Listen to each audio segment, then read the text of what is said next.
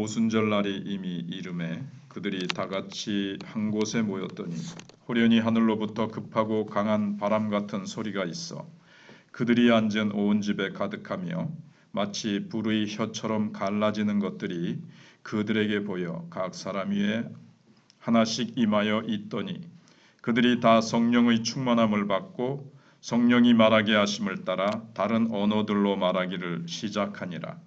그때에 경건한 유대인들이 천하 각국으로부터 와서 예루살렘에 머물러 있더니 이 소리가 나매 큰 무리가 모여 각각 자기의 방언으로 제자들이 말하는 것을 듣고 소동하여 다 놀라 신기하게 여겨 이르되 보라 이 말하는 사람들이 다 갈릴리 사람이 아니냐 우리가 우리 각 사람이 난 곳 방언으로 듣게 되는 것이 어찌 됨이냐 우리는 바데인과 메데인과 엘람인과 또 메소보다미아 유대와 갑바도기아 본도와 아시아 부르기아와 밤빌리아 애국과 및 구레네에 가까운 리비아 여러 지방에 사는 사람들과 로마로부터 온 나그네 곧 유대인과 유대교에 들어온 사람들과 그레데인과 아라비아인들이라 우리가 다 우리의 각 언어로 하나님의 큰 일을 말함을 듣는도다 하고 다 놀라며 당황하여 서로 이르되 이 어찌 된 일이냐 하며 또 어떤 이들은 조롱하여 이르되 그들이 세술에 취하였다 하더라. 베드로가 11 사도와 함께 서서 소리를 높여 이르되 유대인들과 예루살렘에 사는 모든 사람들아 이 일을 너희로 알게 할 것이니 내 말에 귀를 기울이라. 때가 제 삼시니 너희 생각과 같이 이 사람들이 취한 것이 아니라 이는 곧 선지자 요엘을 통하여 말씀하신 것이니 일러스되 하나님이 말씀하시기를 말세 내가 내 영을 모든 육체에 부어주리니 너희의 자녀들은 예언할 것이요 너희의 젊은이들은 환상을 보고 너희의 늙은이들은 꿈을 꾸리라. 그때 내가 내 영을 내 남종과 여종들에게 부어주리니 그들이 예언할 것이요 또 내가 위로 하늘에서는 기사를 아래로 땅에서는 징조를 베풀리니 곧 피와 불과 연기로다. 주의 크고 영화로운 날이 이르기 전에 해가 변하여 어두워지고 달이 변하여 피가 되리라. 누구든지 주의 이름을 부르는 자는 구원을 받으리라 하였느니라. 아멘. 구약 백성들은 오순절에 율법을 받았습니다. 신약 시대의 교회는 성령님을 받았습니다. 그것도 한두 명이 아니라 요한 마가의 다락방에 모인 120명의 성도들이 모두 받았습니다. 이제 교회는 성령님과 함께 그리고 성령님을 통해서 새로운 하나님 나라가 되었고 이 하나님의 나라가 이제 온 세상을 향해서 전파되고 확장되어 가게 되어지는 겁니다.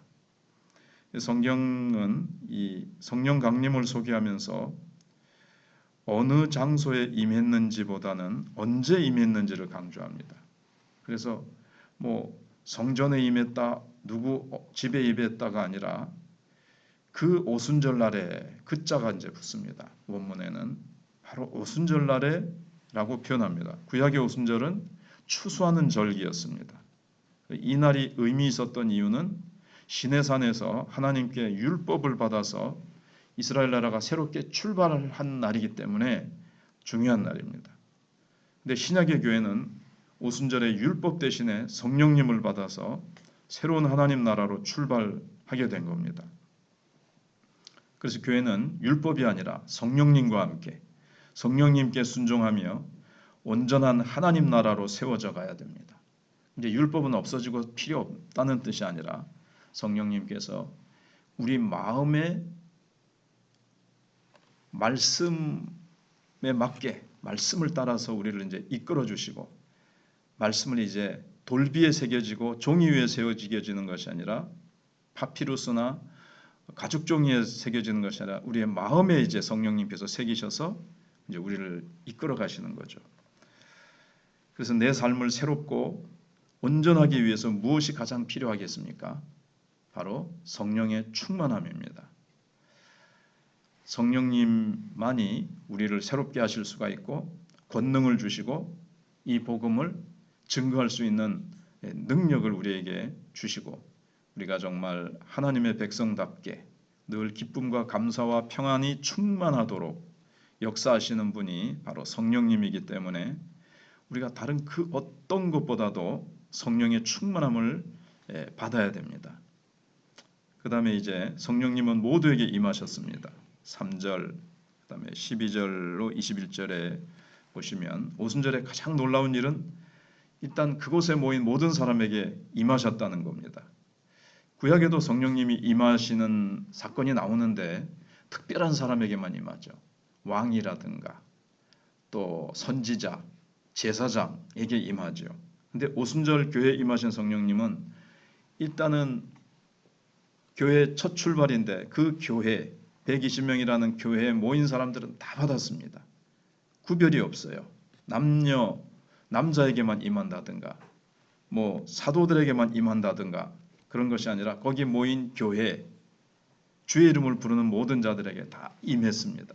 이거는 요엘서 2장 28절로 32절에 있는 대로 내가 말세의 내용을 부어주리니 베드로가 지금 모인 사람들에게 이 사건이 뭐냐? 요엘이 예언한 대로 성령님이 말세의 남종과 여종에게 부어주라고 하신 그 약속이 성취되는 사건이다. 이렇게 이제 설명을 합니다.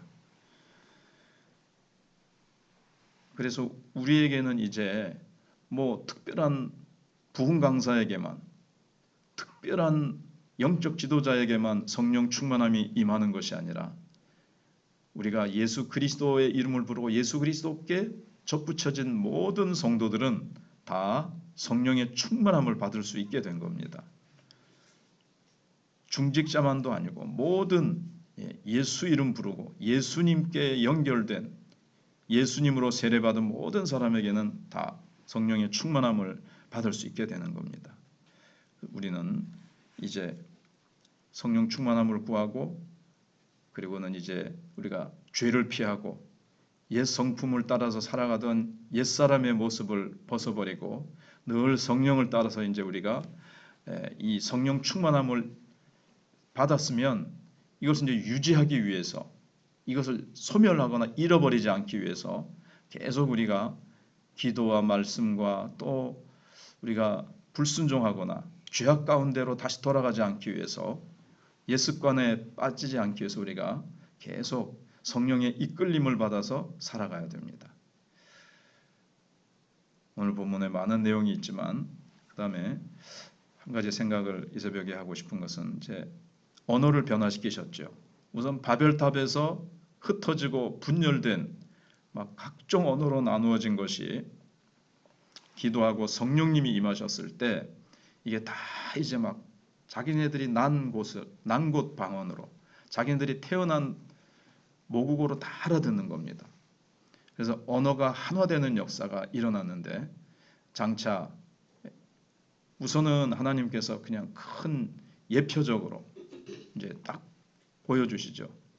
예수 안에서 성령 안에서 하나님 나라 안에서 복음 안에서 언어가 하나가 된다라는 것을 이제 보여줍니다.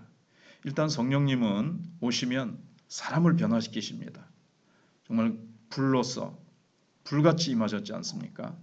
옛사람과 정욕과 자아와 헛된 세상의 것을 추구하던 그런 것들을 다 태워버리시고 우리 속에 거룩한 열정, 하나님을 향한 열정, 복음 전파에 대한 열정들이 막 불타오르게 하십니다. 근데 가장 중요한 변화는 뭔가 하면 언어가 변화됐습니다.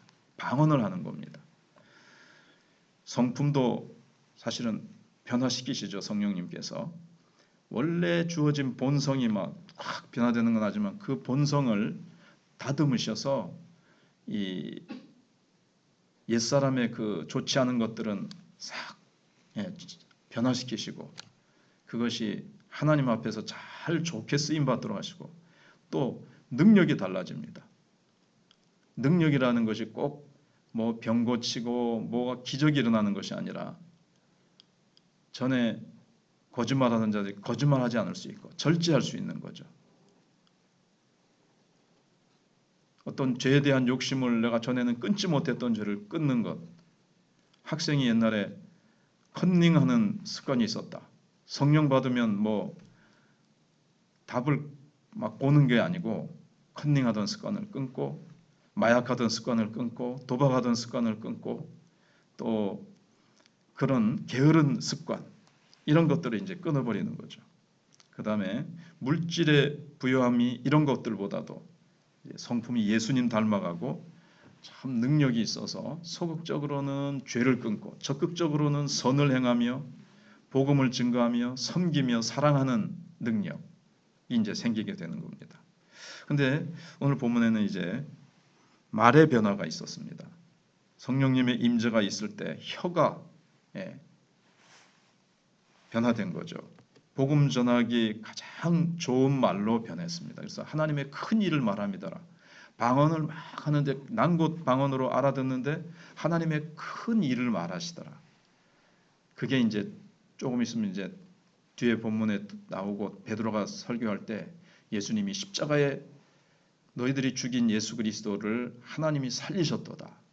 그리고 회개하라 그러고 이제 예수님의 십자가의 죽으심으로 우리의 죄가 사함받고 그리고 이제 우리가 성령을 받게 되는 막 그런 내용들인데 그런 것들이 이제 막 근데 성령님께서 오셔서 우리의 말을 바꿨다는 것을 우리가 이제 새벽이니까 좀 큐티식으로 생각해 보면 부정적인 말, 비난하던 말, 소극적인 말, 불신앙의 말이 이게 이제 천국 방언으로 할 수 있습니다. 믿음의 말로, 사랑의 말로, 위로하는 말로, 적극적인 말로 바꾸어지는 겁니다. 성령이 오시면 우리 속에 정말 믿음이 불타서 부정적이고 불평하고 원망하고 남에게 핀잔 주고 정죄하고 이런 말이 아니고 안 된다는 말이 아니라 해보자는 말로 성령님이 역사하시고 하나님이 함께 하신다. 여호수아와 갈렙처럼 하나님이 우리와 함께 하시니 저들은 우리의 밥이다. 이런 믿음의 말을 하게 됩니다. 그래서 나의 말에는 무엇이 담겨 있습니까? 믿음이 담겨 있습니까? 불신앙이 담겨 있습니까? 의심이 담겨 있습니까? 불평과 원망이 담겨 있습니까? 우리의 말이 성령 충만하여서 우리의 혀와 말이 복음을 전하고 다른 사람들에게 사랑과 위로와 용기를 불어넣어주는 그러한 말로 천국 방언으로 바뀌어져야 되겠습니다. 기도하겠습니다.